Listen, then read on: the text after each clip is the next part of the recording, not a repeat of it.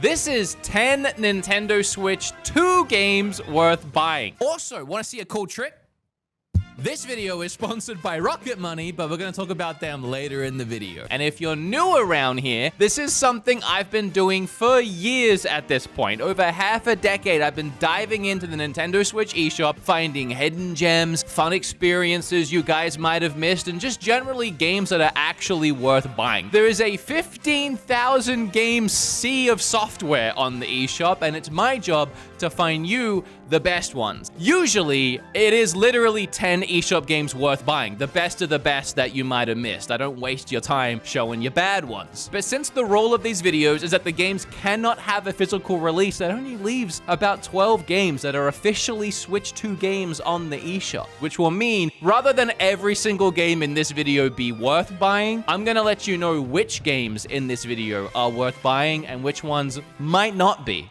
The first game today is probably my favorite in the whole video, and that's Fantasy Life I. This game released on Switch 1 a month or two ago, ahead of the Switch 2 launch, but it is one of the games that included a Switch 2 additional upgrade, which boosted up the resolution to full 1080p in handheld and 60 FPS, and docked pushes it even further probably, and it is a stark difference between the Switch 1 version and the Switch 2 version, with much better improved visuals and clarity. This is a level 5 game, and up on their YouTube you can see some comparisons they've done with the load times being cut in half and the image quality just being a night and day difference. This game is a cross between Animal Crossing, a JRPG, and for the online multiplayer mode, a little bit of Monster Hunter in a way. Fantasy Life I is all about lives. You can take on the role of 14 unique lives, from combat to magic, crafting, fishing, woodcutting, mining, and so many more. Each life has their own robust skill tree, leveling up systems, special abilities, quests, and so much more. At first, I was worried that having all these different lives for each individual thing would get annoying, but it's really cool that if you just walk up to a tree or a fishing spot and interact with it, you'll automatically switch to the life if you already have it unlocked, making playing the game and leveling up in all the different lives super easy and barely an inconvenience. There's also a whole expansive story that goes along with the adventure, loads of characters to meet, creatures to battle, and of course, a whole Animal Crossing style town to build out and fill full of villagers that you can build relationships with and give them gifts. There's even a terraforming option that looks almost identical to Animal Crossing. We really haven't even scratched the surface here. I mean, the fact that you can switch between past and present versions of the world. I mean, I didn't even mention farming yet, let alone the massive open world area that you can explore both offline and online. You can open a multiplayer lobby and have your friends or randoms join, and then you can explore the world together. You can dive into the open world in these timed sessions where you have objectives, and if you complete the objectives, you get some special objective. So I do think the game is well worth buying, and I hope all of that helps soften the blow when I tell you that this game here,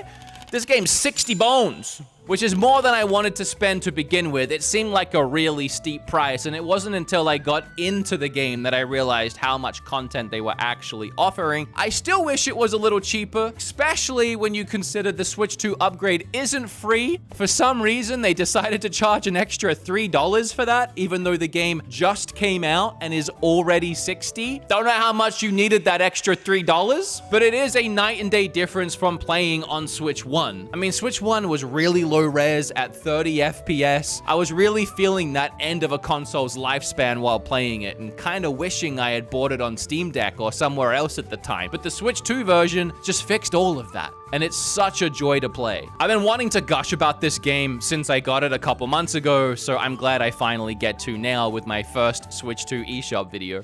Next up, we have Survival Kids, and there's some really interesting details we can go over here, both good and definitely bad. First, it's a Nintendo Switch 2 exclusive game, and I don't think anyone's actually talking about that. Everyone's saying, oh, the Switch 2 only has one game at launch, Mario Kart. No, it's got a couple, because it's got Survival Kids. You heard of it?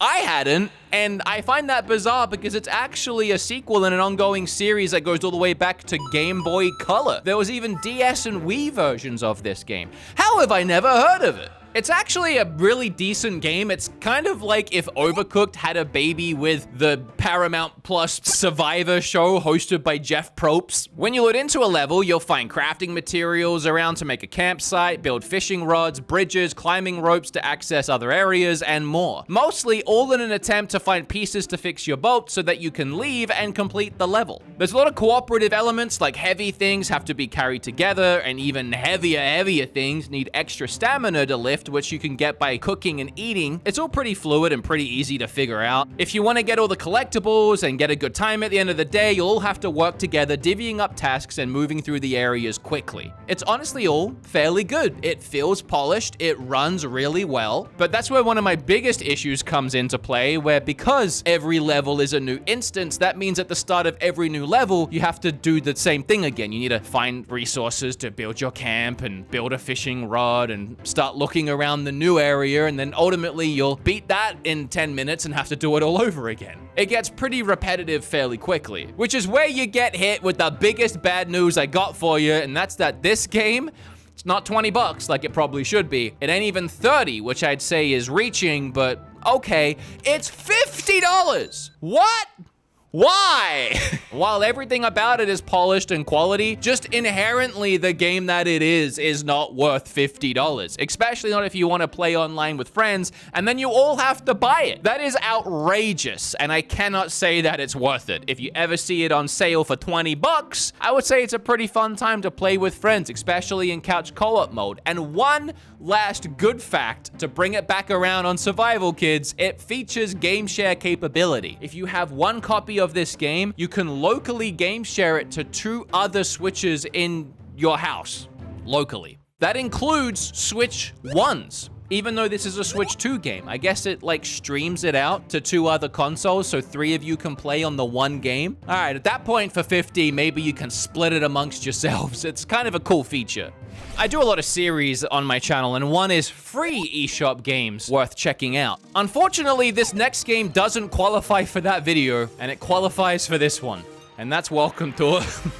I wish I could put it in my free eShop video, but that's on Nintendo. You all know at this point what this game is and that it costs $10, so let's keep it quick. It's an instructional pamphlet on how your Nintendo Switch 2 works. Everything from all the little buttons and doodads you can go around and inspect, to little mini games that show off the frame rates or the rumble of the console. Obviously, it's not something that you should have to pay for, but pay for you do have to. So let me review it as if it is a paid game, because I actually have gripes with it. When I get an instructional pamphlet, I like to just read it, you know, from start to finish. Maybe I skip parts I don't really need to read, go to the parts that actually pertain to me, but not Welcome to. No. Welcome to makes you walk around the whole first left Joy-Con to begin with, inspecting every single little detail and playing all of the mini games before it lets you continue onto the screen, and then you gotta do it again. So if you just want to play one of the mini games that's on, I don't know, the right Joy-Con, you need to spend at least an hour looking around the whole game, inspecting everything, and even acquiring enough medals in the mini games to unlock later mini games. I ain't doing all of that.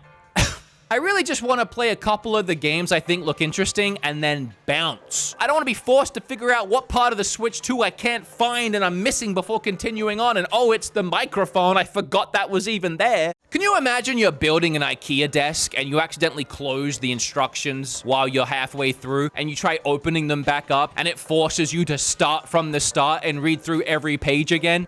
It would be a nightmare.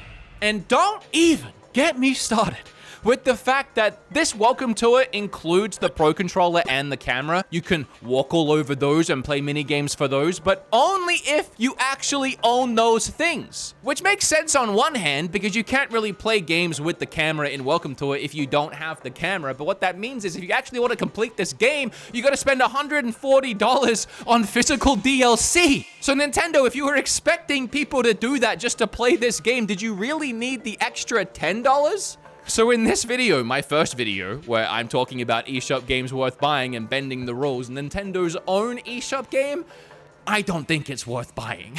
Get out of here. Okay, we did a couple games in a row that were probably leaning more towards not buying than buying, so how about we talk about a great deal in Fast Fusion? I do really love that Fast RMX was a Switch 1 launch title, pushing the Switch 1 to its limits and being the first 1080p 60 FPS game on the console. So when I heard that Fast Fusion, the sequel, was launching on Switch 2, I figured, oh, that's got to be the first game to do 4K 120.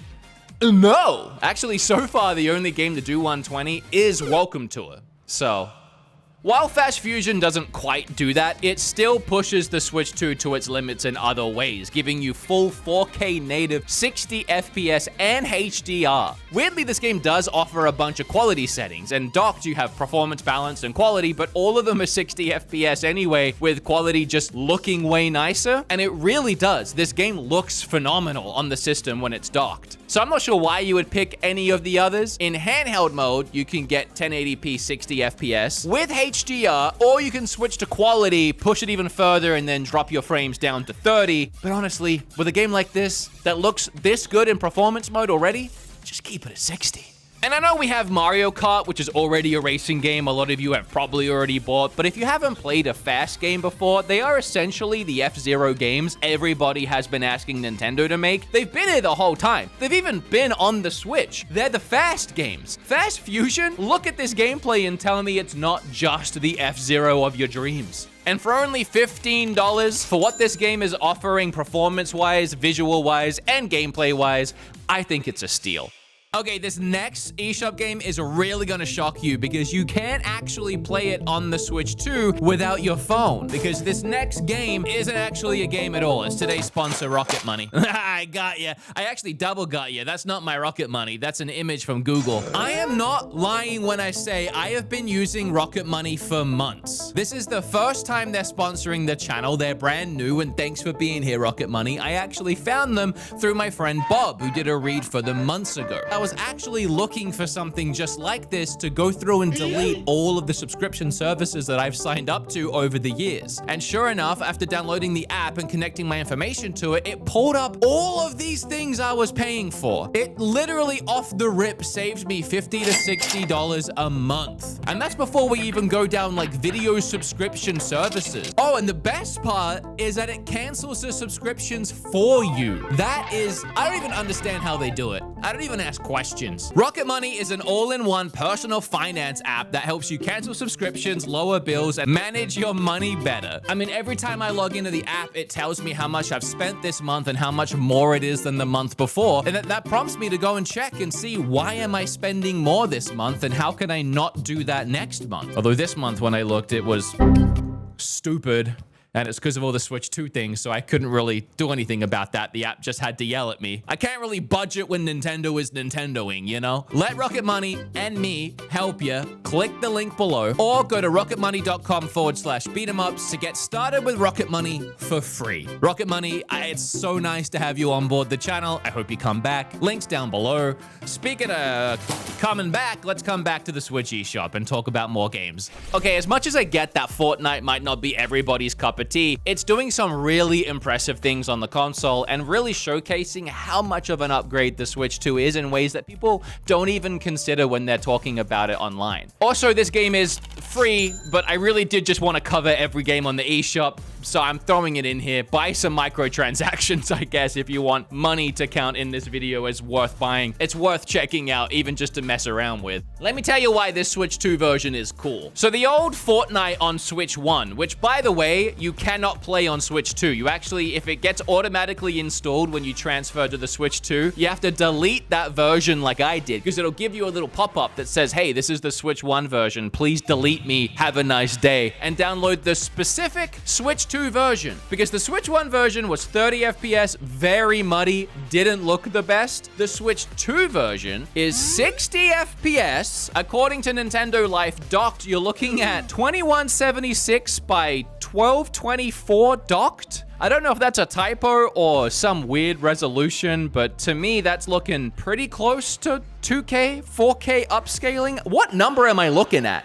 And it's 1600 by 900 handheld. So essentially what I'm gathering here, it's 4K upscale docked, and handheld, it's not quite 1080p, but it's better than 720. Either way, you're getting that 60 FPS, and the game looks so much better, not just in resolution, but a complete rework with visuals. We're talking higher quality textures, better shadows, better water rendering, even greater view distances, which is obviously helpful for seeing other players in the distance. And this is where we start getting into things that people don't think about. They were able to enable clothing physics, meaning your clothes would actually move when you move, rather than just being stiff like on the Switch 1. They were able to add in the replay system, meaning that you can now re-watch your matches if you want. This one, I think, is huge. They were able to add back in the capture videoing option localized to the Switch 2. If you didn't know this, you've probably experienced it before on some Switch 1 games, but the more demanding games, the devs would have to turn off the ability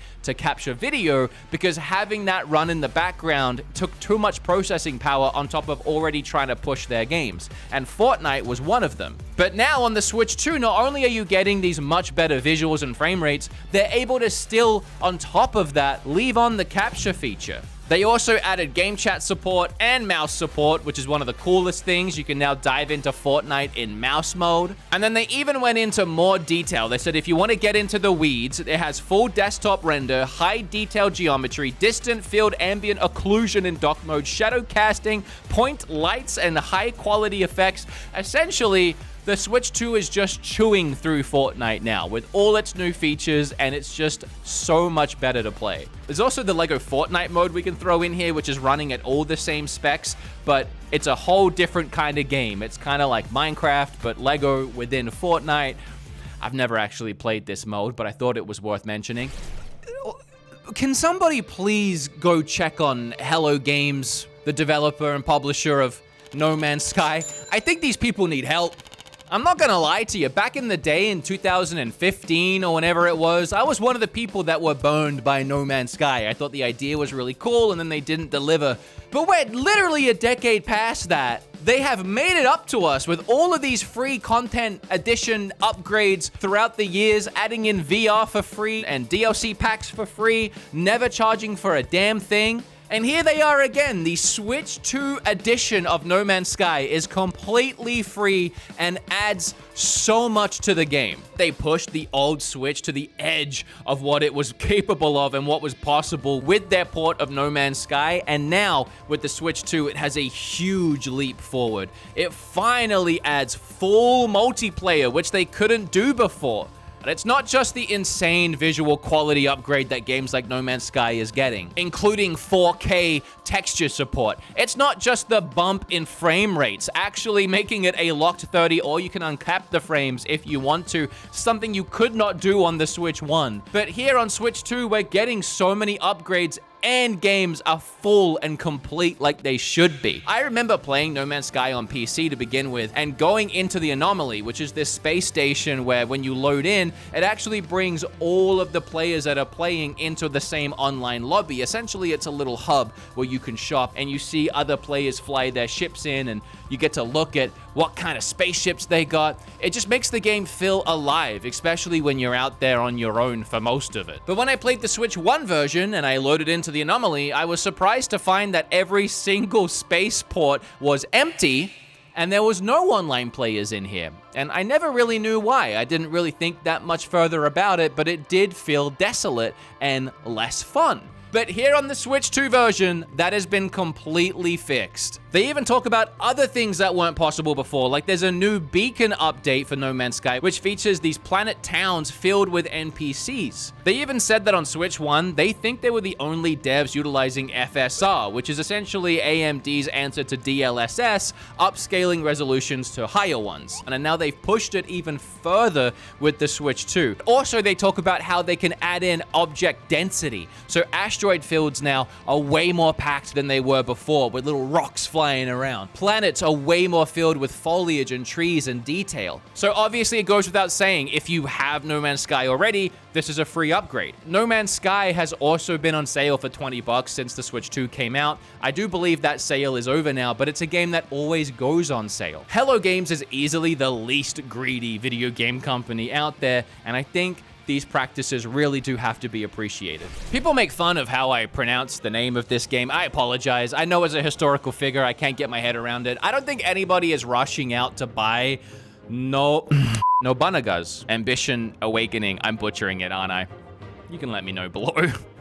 Especially for the steep price of $60. I don't know what some of these people are thinking, but it does deserve recognition for at least launching on Switch 2 with full mouse support, which I love to see more of, as it opens the way for games like Sims to be brought over. And that just sounds like a perfect way to lose my wife to my Switch 2 for months on end. Well, I would just join her. I'd just play with her. This game is a turn-based strategy game and part of an ongoing series that first released in Japan in 1983. Fast forward to 2023, this Awakening version of the game was upgraded and expanded from the 2022 version of the base game that was also on Switch 1, but this latest version for Switch 2, it adds the mouse controls. So it's the same game from a couple years ago, but it's on Switch now with mouse controls and better frames and resolution. There honestly isn't much to this game other than clicking on stuff and reading things. It's very historical, very strategic, not very exciting in my opinion, and for the price, unless you're really into this,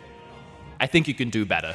One of the cheaper games in the video would be Ridge Racer 2. And fun fact, I've been diving into a lot of the launch lineups for consoles throughout the years, and I was surprised to find out that almost every console launch has launched with a Ridge Racer. Typically, they actually launch the newest Ridge Racer on a console, whether it's PlayStation or Nintendo. For some reason this time, they went classic retro and gave us Ridge Racer 2. I'm not saying it's a bad game, but this feels more like a Switch 1 launch kind of game, and I think we should maybe be pushing the boundaries a little bit with the Switch 2 launch. But that said, I'm sure it's a great retro throwback for a lot of people. It is $16.99, and for my money, I would rather get Fast Fusion for $15 just because it's kind of showcasing more what the Switch 2 can do, and it's just such a fun, fast-paced racer. I mean, end of the day, we do have Mario Kart that we're all playing, and hell, if you're really that desperate to drive, you can do it in Cyberpunk too. I mean, you don't got to spend $16, but hey, it's a game. Speaking of retro throwbacks, we have Suikoden 1 and 2 HD Remaster getting a Switch 2 edition, and I gotta be honest, there's a little bit of greed with this one. Either greed or accidental greed, but let me tell you about it. So these are cult classic JRPG remasters that already dropped on Switch 1 on March 6th, bringing both games into HD with updated pixel animation, new environments, better quality sound effects, a new save feature, and so much more. The Switch 2 version adds nothing. I mean, it's 4K 60 now, but for a game like this that's pixel art, it doesn't really feel like that giant upgrade, but okay. Still an upgrade nonetheless. My issue is both the Switch 2 version and the Switch 1 version are the same price, and there's no upgrade path. And that's just dumb. For a game like this, what that means is if you already bought it on Switch 1 and you're looking to play it on Switch 2, it's just gonna run the Switch 1 version on Switch 2 without those nice upgrades unless you buy the whole game again. Why? And again, I don't want to put greed on this. It almost just seems like an oversight. So hopefully they fix that pretty soon. And I mean, if you happen to be watching this, whoever published this game, fix that. There's no reason to rebuy the whole thing just for upgraded textures. It doesn't make any sense. Well, here's a game that has slightly more friendlier consumer practices, and that's Civ 7. This game does have an upgrade path if you bought it on Switch 1 for $10. You can jump up to the Switch 2 edition, which does include mouse controls and those enhanced resolutions and FPS, which is much nicer than not having that option. Now, a quick disclaimer while I'm bending all the rules here, this game does technically kind of have a physical release, but not really. I didn't know this because it's not on shelves anywhere, but there is a Civ 7 Nintendo Switch 2 physical you can buy. It is a code in the box, though. It's digital. Now, I'm just going to count it as digital. There's no actual game cart for it. Who's buying it physical with a code in the box? So the Switch 1 version of both Civ 6 and Civ 7 were kind of a mess. Low resolutions, chunky frames, and it's just not the kind of game I want to play without a mouse. This is definitely a mouse-focused experience. So the Switch 1 version suffered from a lot of the same issues, which makes the Switch 2 a perfect home for Civ 7. adding that mouse support, you can now play all map sizes up to 8 players in multiplayer, which apparently I guess is something they couldn't do on Switch 1. Improved graphic fidelity with 4K resolutions at 30 FPS and 1080p at 60, and it supports game chat. Now, if you haven't played a Civilization game before, it's a lot like Age of Empires, where you take on a civilization in its early stages and you help upgrade them to the modern era, and along the way you go to war with enemies, make alliances, and level up your cities. The difference in Civilization is that it's all based in little hexagon squares on the overworld map, and I'm pretty sure you play in turns. At least that's how it was when I played Civ 4. While I would love to say this game is worth buying finally on Switch 2 with good of the mouse controls and blah blah blah, I can't, because if you go to the Steam page, it's mostly negative reviews. Almost everybody that plays Civ 7 recommends to play any of the older ones. And unfortunately, Civilization 6 does not have a Switch 2 version with mouse support that I'm aware of. So while I appreciate Civ 7 adding in the mouse feature like I was hoping they would, and having an upgrade path, apparently it's not a game worth sinking $70 on. And I know it's weird in a lot of these videos, it's usually my opinion, and I'm letting you know that this isn't my opinion, it's an opinion I saw on Steam. For something like Civilization, which takes hours and hours, and I saw it was $70, and everyone was saying not to buy it, I didn't even decide it was worth buying with my own money. You probably shouldn't either.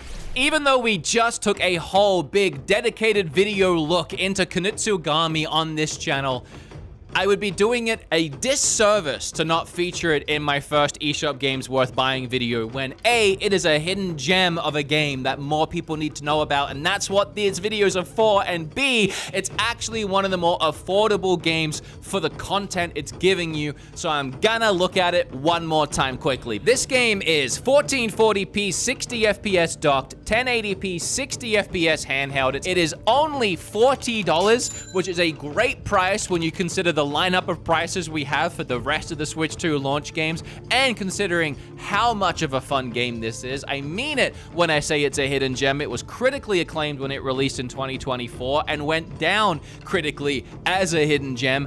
Don't let it happen again. It's such a unique and cool game. It's half an action hack and slash, half a strategy game where you take these little villages and you give them roles like archer or woodcutter or thief, and you position them around the map and you get ready for night to fall, and then you have to defend the maiden goddess while she dances and prances down a straight line. From Seethe, the yokai oni ghosts of this game. I already talked about it in my main video, but Japanese ghosts and ghouls have such cool designs, and some of the massive boss fights you have, including this disgusting centipede, is so fun. I highly recommend checking out Kunitsu-Gami Path of the Goddess. I saved what might be a lot of people's favorite to the very end of this video, and that's Deltarune.